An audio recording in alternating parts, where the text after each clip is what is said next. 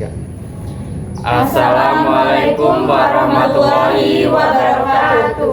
Baik, kami dari kelompok 4 yang beranggotakan Saya Devi Novelasari dengan NPM 2413024061. Saya Ribi Ananti dengan NPM 2413024083. saya Taufikur Rahman Al-Aziz dengan NPM 2413024019. Saya Nazira Naura dengan NPM 2413024081. Saya Susanti dengan NPM 2413024065. Saya Aurelia Caroline Zevanjel dengan NPM 2413024021. Baik, kami dari kelompok 4 akan menjelaskan seputar laboratorium microteaching yang terdapat pada FKIP Unila yang meliputi Sejarah didirikannya Laboratorium Microteaching, Fungsi laboratorium microteaching. Sarana dan prasarana laboratorium microteaching. Kami berharap dengan adanya video ini dapat menambah wawasan dan pengetahuan penonton mengenai laboratorium microteaching yang ada di Fakultas Keguruan dan Ilmu Pendidikan Universitas Lampung. Selamat menyaksikan.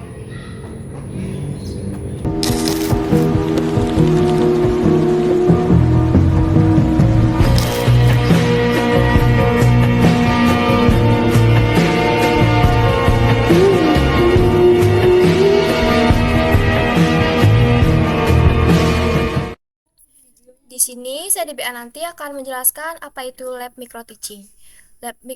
Laboratorium microteaching adalah sebuah ruangan khusus yang dirancang untuk simulasi dan praktik pembelajaran, khususnya bagi mahasiswa dan calon guru. Laboratorium ini dilengkapi dengan peralatan dan fasilitas yang menyerupai kondisi kelas nyata, seperti proyektor, papan tulis, kamera, dan alat perekam, serta ruang observasi untuk pengamatan dan evaluasi. Sejarah laboratorium bisa dikat gak sih ini? Bisa dijeda. Lanjut aja. Ya. Sejarah laboratorium microteaching. Laboratorium microteaching pertama kali dibangun pada tahun 2004 atas hibah dari Pemda Lampung dan digunakan sejak tahun 2005. Letak lab tersebut ada di gedung B. Karena bertambah banyaknya mahasiswa FKIP, maka dibangun lagi lab khusus microteaching di Aula K dan mulai dipergunakan sebagai lab pada tahun 2019 oleh 19 prodi di FKIP hingga sekarang. Selanjutnya, yaitu ada sistem kinerja lab. Nah, laboratorium microteaching ini beroperasi setiap hari Senin sampai Jumat dari pukul 7.30 sampai 15.30. Nah, dengan banyaknya mahasiswa, maka untuk mengefisiensikan jadwal pemakaian lab tersebut, maka diwajibkan bagi mahasiswa FKIP untuk mengambil mata kuliah microteaching di antara semester 5 ataupun semester 6 pada Syakadu agar jadwal dapat diatur dan tidak bentrok.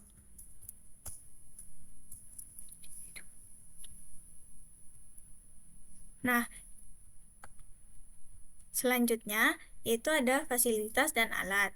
Nah, yang pertama itu ada satu TV 32 in, lalu ada 2 TV besar, lalu ada 2 kamera perekam, dan ada 1 sound system.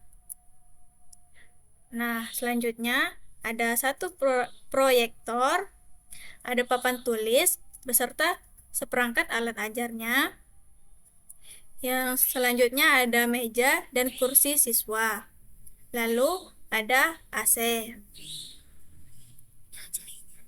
Baik, saya Devina Velasari akan melanjutkan mengenai fungsi alat laboratorium microteaching. Yang pertama itu ada televisi dan kamera. Televisi digunakan untuk memutar video pembelajaran, menampilkan PowerPoint, dan mengajar teman sejawat yang akan disurvei oleh teman sejawat lainnya yang tidak mengikuti dalam rekaman. Kemudian, aktivitas tersebut akan direkam oleh 3 kamera dengan angle yang berbeda-beda. Angle yang pertama itu akan fokus ke guru. Nah, untuk kamera yang kedua itu akan fokus ke media pembelajaran yang akan ditampilkan di TV ataupun pada papan tulis. Kemudian, angle kamera ketiga itu akan fokus ke siswanya. Kemudian, untuk TV tersebut merupakan TV dari gedung lama yang kemudian digunakan untuk memutar hasil video pembelajaran yang akan dilihat oleh mahasiswa karena Setiap mata kuliah microteaching selalu ada penilaian-penilaian dari dosen dan teman sejawat yang tidak mengikuti pembelajaran microteaching tersebut. Mahasiswa yang menjadi siswa akan menjadi observer. Setelah ditempelkan video tersebut, akan diobservasi kurang kelebihan, tepatan waktu, pembukaan dan penutupan kelas dari video tersebut. Laboratorium microteaching digunakan untuk memantau mahasiswa mengenai bagaimana mahasiswa tersebut akan mengajar. Kemudian ada peredam suara dan kaca satu arah. Peredam suara ini konsepnya untuk peredam suara yang aslinya dindingnya ini ditambahi dengan wall, kemudian ditutup dengan gipsum lalu ditempelkan. Nah, namun kalau sudah lama, maka makin lama peredam suara ini akan terkelupas yang berfungsinya ini untuk menjaga suara agar tertangkap di suatu ruangan supaya saat pengambilan video suara yang dihasilkan tidak noise, bising ataupun memantul. Kemudian ada kaca satu arah. Kaca satu arah ini terdapat dua pada ruangan editor dan yang dulunya berguna untuk memantau mahasiswa dalam melakukan praktikum agar mahasiswa tidak grogi saat mahasiswa melakukan presentasi sehingga mahasiswa bisa merasa nyaman dan bisa maksimal.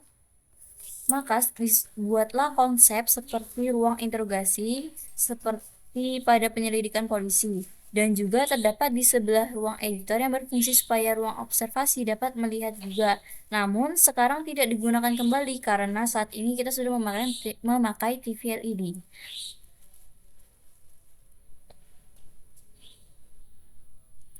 Oke, baik, saya Aurelia Caroline Indah Zevangel akan melanjutkan pembahasan yang sudah dipaparkan oleh rekan saya. Nah, di sini bagaimana sih cara perawatan alat-alat pada laboratorium microteaching?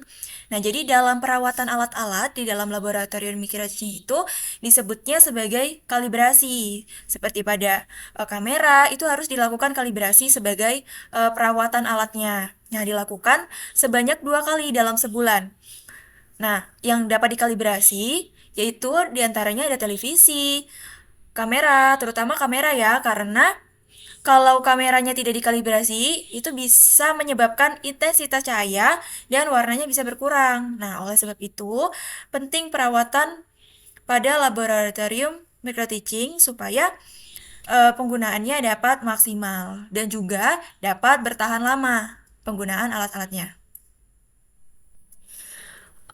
Oke, yang selanjutnya ada sound. Nah, jadi untuk sound pada saat waktu 2018 ada pandemi karena semuanya WFH, laboratorium microteaching itu digunakan sebagai ruangan hibrid.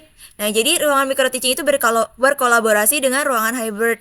Nah, pada saat pandemi tersebut diadakanlah pembelajaran dengan sistem sesi yang dimana setengah mahasiswanya itu online dan setengahnya lagi offline, sehingga sound ini gunakan untuk komunikasi, di mana mahasiswa yang mendapat sesi online suaranya akan keluar lewat sound tersebut. Nah, jadi itu gunanya dari sound ini. Baik, di sini saya Taufikur Rahman Al-Aziz akan menjelaskan mengenai struktur organisasi pada laboratorium microteaching. Yang dimana strukturnya itu memuat dekan, kepala laboratorium, dan teknisi, videografer, editor, laboran, dan admin. Pada laboratorium microteaching itu dipegang langsung oleh fakultas yang terdiri dari dekan, kepala lab, lalu ke videografer, editor, teknisi, laboran, admin, dan untuk dekan saat ini yang menjabat ialah Bapak Dr. Albert Maidayantoro, MPD. Lalu untuk kepala lab sekarang yang menjabat ialah Pak Agung. Namun karena Pak Agung ditugaskan ke rektorat, maka kemungkinan yang mengisi kekosongan kepala laboratorium akan diberikan kepada Ibu Devi Sutrisno, SPD, MPD. Dan untuk videografer, editor, teknisi, laboran, admin itu sepenuhnya dipegang oleh Bapak Edi Rudi Kurniawan, SPD. Baik, yang selanjutnya ada syarat untuk menggunakan laboratorium microteaching. Untuk syaratnya tersebut yaitu mahasiswa harus mengambil mata kuliah microteaching. Selain itu, laboratorium microteaching juga dapat diakses oleh siapapun dengan cara bersurat. Sekian materi seputar laboratorium microteaching yang terdapat pada FKIP Unila. Kami harap penonton untuk Share, komen, like, dan subscribe. Terima kasih. Kami akhiri. wassalamualaikum warahmatullahi wabarakatuh.